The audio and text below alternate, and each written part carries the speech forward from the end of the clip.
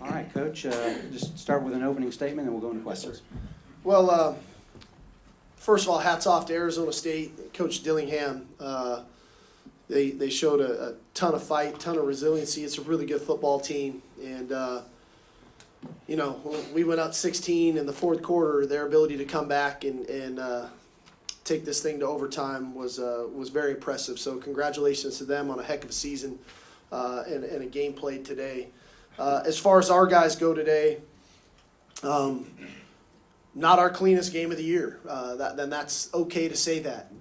But the one thing that I know about our group is when our backs are against the wall and when our best is needed, our best shows up time and time again. And the resiliency that these guys showed today was something that as a coach makes you really proud. We weren't at our best, and it felt like a NCAA March Madness basketball game with the swings of emotions and things. But 4th and 15 in overtime to score, to come right back and score again, 2-point conversion, and then a great play by Andrew Makuba. Just proud of these guys because not every game is going to be pretty, and not every game is just going to go exactly how you want it to go. And there's going to be plenty of stuff that we're going to look at this tape and say we got to do better and be better. But the one thing I won't have to say is that our toughness and our fight doesn't need to be better. And if there's one thing that you want as a calling card for your team is just that. And so I think it's a tribute to these guys up here and their leadership and the culture that we have and their ability to stay calm through the storm and execute when, like I said, when our best was needed. All right, thanks, Coach. All right, we'll go ahead and take our first question right here in the front row for Coach and players. Eric Henry, 24/7 Sports. This question's for Steve. Steve, the fourth down stops, red zone stops. I wonder if you could talk about just the level that this defense is playing at. And on the flip side, the third quarter, I think you guys only had 8 yards in the third quarter. They had the ball for 12 and a half minutes. From your vantage point, what did that third quarter play and help them get back in the game? The third quarter, in my opinion, was somewhat of a byproduct of the first half. We only ran 21 plays in the first half of the game. And then the third quarter comes out, we go 3 and out. The very next play, we get the ball back after the goal line stand. We give up the safety. They did a great job. We knew coming into the game that they were a tremendous ball possession team, and they do a great job of taking care of the ball. Tonight was no different. They held the ball for 38 minutes, right? And they limit your opportunities as an offensive football team to take advantage of that. And over time, what that does is that their style of play is they can wear on your defense. And, clearly we got fatigued some there defensively. And their playmakers made some plays. The quarterback was scrambling around, and Scadaboo was as advertised. He got stronger, it felt like. Though you could see him, he was fatigued too. It was like a heavyweight fight.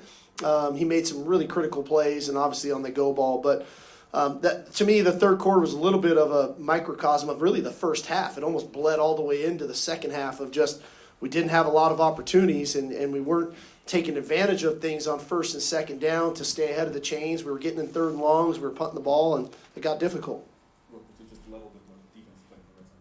Well, it's pretty incredible. These guys do such a good job of just saying, hey, protect the end zone. And if it's 6 inches, 1 yard, 4 yards, whatever that looks like, they're gonna stand in there. And I think they were 3 of 6 in the red area tonight, scoring, and that's, I think that's a byproduct of them trusting one another and trusting the scheme. But I think it's also a byproduct of guys understanding when it's their time to make the play, they make the play. They tackle ferociously. There's a lot of white hats getting to the ball, and they make catches tough. They contest balls when they're thrown in the air, and I think all those things showed up tonight. All right, here, Dan. Coach Dan Tortora, wakeupcalldt.com. Congratulations, first and foremost.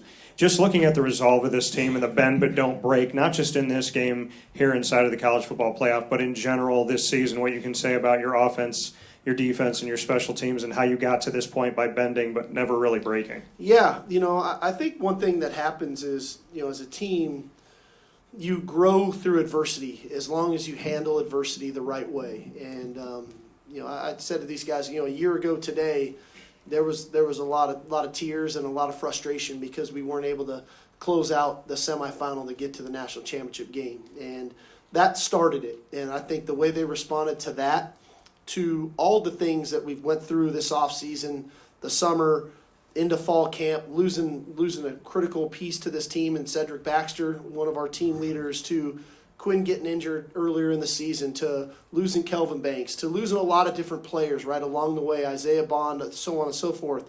But the next guy steps up, and the moment doesn't ever feel too big for our guys. As critical as a moment might be, as maybe we're not playing our best football, the one thing I know their resolve is that they know how to really lock in and get focused and be at their best when their best is needed. All right, front row on the left. I'm Richardson, Orange Boys coach, 4th and 15.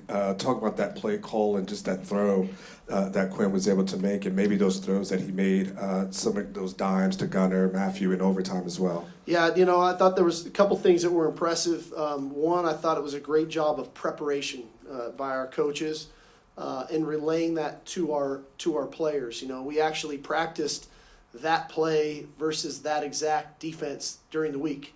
And there was some moving parts to that, to where Quinn had to change the protection on the play, and he did. He got us to a max protection.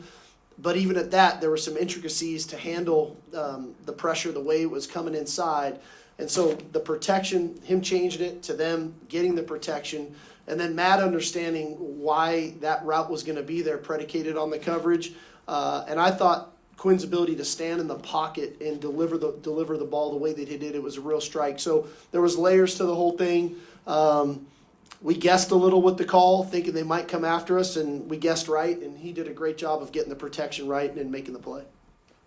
All right, third row on the left over here. Joe Cook inside Texas. How has Matthew stepped up over the past few weeks with Isaiah being kind of in and out and just being able to be that wide receiver one that Quinn can throw to? Yeah, I think that's probably a credit to Matthew and to Quinn. As a quarterback, you're always trying to find rapport and trust in a receiver, and as a play caller, you are too. And you earn trust, right, with consistency and time. And I think there's a level of consistency in Matthew's game that he's earned a lot of trust in myself, and learned a lot of trust in Quinn, that in a lot of the critical moments, it's easy to try to find him, because he's going to be in the right spot. He's going to be competitively tough and make those plays. And I think over time I've learned at least that the moment doesn't ever get too big for him either. He remains very poised and composed in some of the bigger moments that we've had. All right, third row on the right here. For Sark and today, it's Sam Conn from The Athletic. Steve, I'll start with you. You've been through a lot with Quinn over the last 3 years. I know outside of the building, he probably takes a lot of criticism that's probably undeserved, but how would you describe the belief in him in those moments, and how he's able to continuously pull you guys through? Quinn's a G, man. He is. I know he doesn't always exude that, in his body language and his demeanor, because I say it about him about this all the time. It's he's a steady C.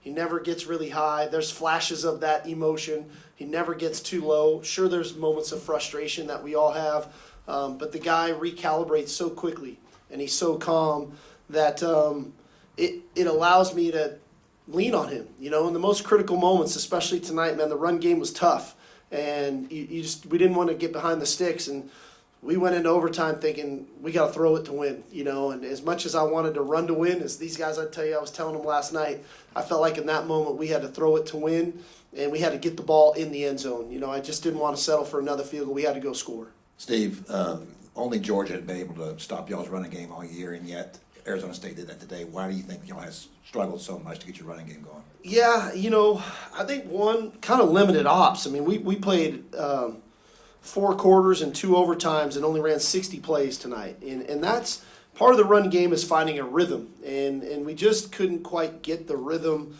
and the flow of the game the way we wanted it to go. I thought they did a good job with some of their movement. I thought they did a nice job kind of on the back side of things when we were ready to make some cuts. And then you feel like, man, this may be a gain of 6, 7, 8 yards. We were getting 3, and it was kind of a little frustrating.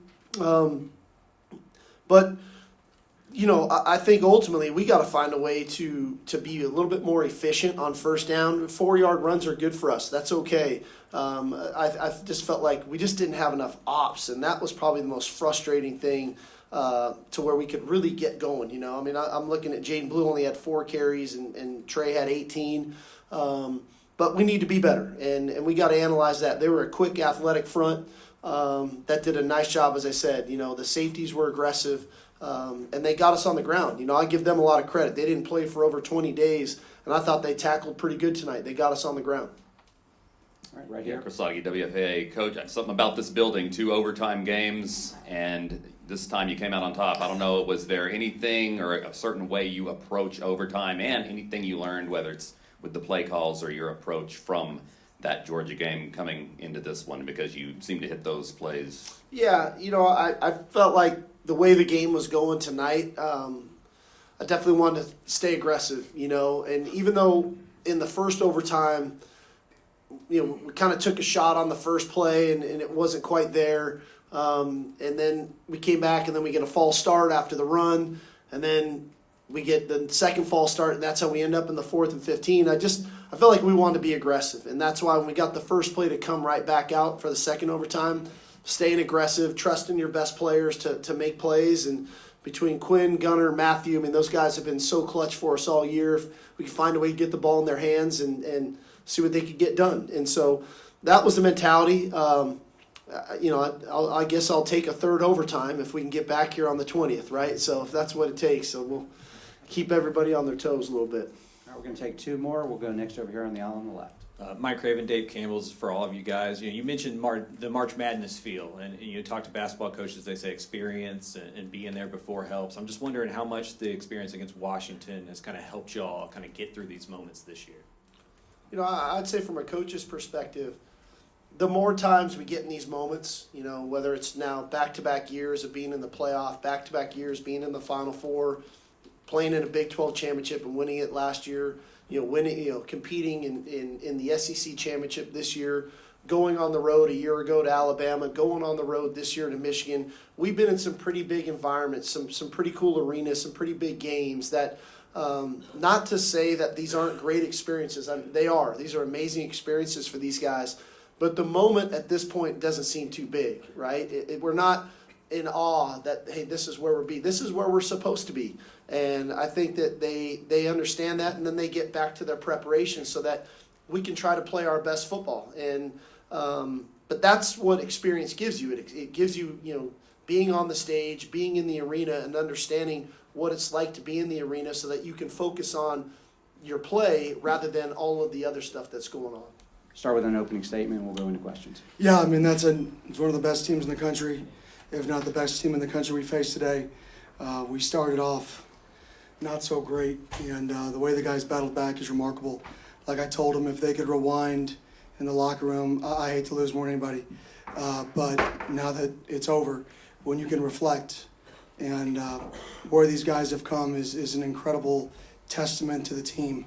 But golly, that one sucks.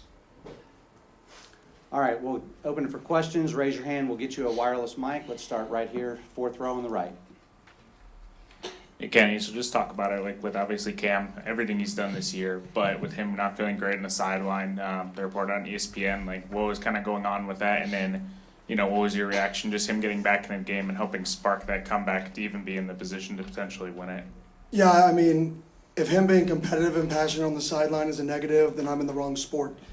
The kid's competitive, the kid's passionate, and if that's a negative, then I don't know what a positive is. Because kids that care and kids that have passion and kids that believe is the exact reason why we had a chance to win this football game. So I love Cam, and we're gonna have a relationship forever. All right, 5th row on the left. Kenny, Craig Fouye, ABC 15 back here. When did you notice that things had changed, the momentum had changed, things had shifted in that game? I don't really know when. Probably the safety, or when we drove down the field. I mean, the punt return killed us early. That got us behind 2 scores early. But then from then out, I mean, it was we never really didn't have control of the game. They were playing really good red zone defense. Looking back at it, I didn't put our guys in the best position to succeed too many times. And our guys deserve to win the football game. I didn't do a good enough job for them. As their head coach, putting them in position to win, and I'm going to reflect on it, and I'm going to look at how I can be better to put them in a better position to be successful. All right here, 3rd row on the right side. Third row. Coach Scott Sanduli, Blaze Radio. Can you take me through that 4th and 13 play, what you saw from your perspective that gave Texas a chance to score? Yeah, to be honest, it's all on me. We're in a cover 0 look. Late in the play clock, Ewers did a phenomenal job checking out, recognizing the cover 0 look, checking into a max pro, and I didn't have the ability to get out of it, and that's on me. So we left our guys ISO'd in cover 0 into a max pro there. I gotta go into that game with an ability to get out of that call, and like I said, there's a lot of things that I got to do better to help our guys to win the football game. That's one of the many things that, as I reflect, I got to be better because our guys played good enough to win. Our guys battled good enough to win, and this game's 100% on me. All right, right here, front row. Yeah, Kenny, have you ever seen a more heroic game than somebody like Cam? And is it hard not to think you had the best team today? Yeah, at the end of the day, the best team is the team that wins the football game. Bottom line, and that's a really good football team we faced. That's one of the best teams in the country, and they've built that thing over 4 years to get to where they're at. And I have the utmost respect for Sark and that entire football team, and I know our team does as well because that was the battle. But when you look at it, did we belong on the field? I think a lot of people were questioning that, and I don't think any person questions if we belonged on the field. Now, there are no moral victories when the season ends. There's no such thing. This should hurt. This should be painful. The locker room is dreadful right now, and it should be. If it wasn't, something would be wrong. But at the same token, now that this is over, I really am going to challenge our guys to reflect on where it all started, because it really is remarkable. And, like I said, I won't be able to sleep for a while, but I will reflect immediately, because it's an incredible season. And what these two guys did this year is absolutely, unbelievable. And everybody should have the utmost respect for what both of those guys did, not just being the players they are, but the leaders of the football team. All right, next question here, second row on the left. Kenny, I was wondering, after the game, you went and there were some guys walking off the field, and you went and kind of circled them back toward the middle of the field, and some guys on the bench. What were you doing there? Yeah, you lost the game. Doesn't mean you just get to leave. Like, you shake hands. That's what you do. That's sportsmanship. So nothing more than, if we would have won, you shake the team's hand. You lose, you go out there, and it's not fun, but that's part of life. Right here. Yeah, Max Olson, ESPN. Question for Coach Dillingham. The performance from Cam, the go route, the touchdown pass he threw on 4th down, just some of the plays he made to just insane. Where does that one rank for you, just individual performances you've seen? This is just a Tuesday for Cam. It is. This is Tuesday. Wednesday. Yeah, Got good days point. backwards. Good point. He's a special player. He's somebody. It's just Cam. It's exactly what I expected. Bottom line, when you give him the ball, crazy things happen. They saw a man earlier in the game. He runs the side like, I got to win a go ball. I'm like, I agree. And we found a way to get him a go ball, and he makes the play. And that's just Cam. All right, fourth row here on the right. Coach, Texas came into this game running the ball over everybody but Georgia, and you guys held them to under, I believe, 50 yards today. What can you say about your defense's performance on holding the rush down? Yeah, our defensive line, our defense in general, did a phenomenal job. Our offensive line, once, in my opinion, I started to give them better chances to be successful. They did an awesome job up front, too, and in the running game. So both sides of the line of scrimmage I was extremely proud of.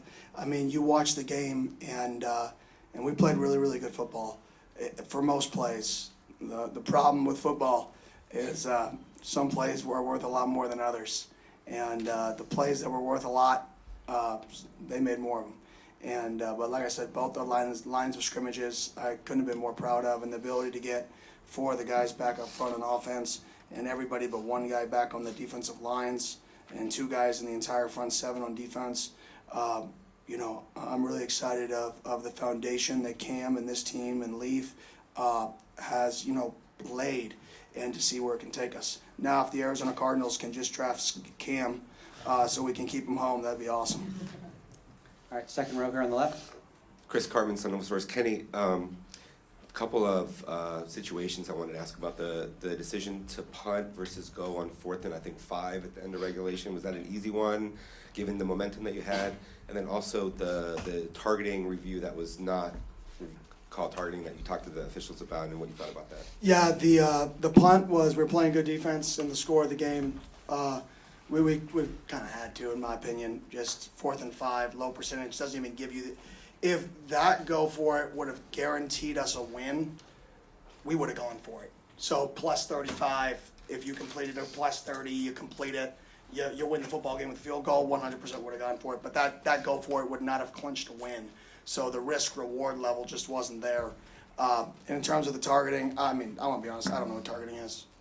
We lost one of our best players in the first half for targeting. And I just don't know. I just don't know what it is. So I don't want to comment on something that I have to get a better grasp of what it is, just because it's so, I just don't quite understand it. I do just want to protect the players, though. So whatever rules are put in place to protect the players, I'm all about. All right, halfway back on the right over here. Kenny, back over here again. 97 plays on offense. That's a lot of plays. I mean, did you ever imagine that many plays for you and Sam both just running 97 plays in a game? Yeah, that's a lot of football plays, but like I said, we extended drives, we moved the ball down the field, we outgained them. We just, in the low red zone, like I said, I got to do a better job putting our guys in position to succeed in the low red zone to finish some of those drives. And, yeah. All right, time for a couple more over here, far left, please. Megan Finder, C-Trace Sports. 10 minutes ago, Coach Prime just tweeted out how proud he is of you and how you represent the Big 12. How does that make you feel? Anybody can answer. Yeah, I have a lot of respect for Coach Prime. Disappointed we couldn't win the football game, but I couldn't be more proud of our guys. They battled from the beginning of the year. Like I said, I got to put our guys in better positions to win this football game. And there's many things I could have done that could have helped us do that. Okay. Yeah, you did the emotions of this. So this visit began with the announcement or the release of the news of extension for you. What does that mean for you, and with the players you have coming back? Yeah, to be honest, I wanted that to be released at a time that people weren't going to talk about it. I wanted this to be about the guys, the game, and the players. So we released it basically at midnight on New Year's. So it's not in the media because it's not about me. It's about these guys. But I'm fired up that we can continue to build this thing. And like I said, I'm a Sun Devil, and that's awesome for me, but I didn't want that to be a distraction or people to really talk about it. Congrats, I didn't even know. Yeah, exactly. It worked.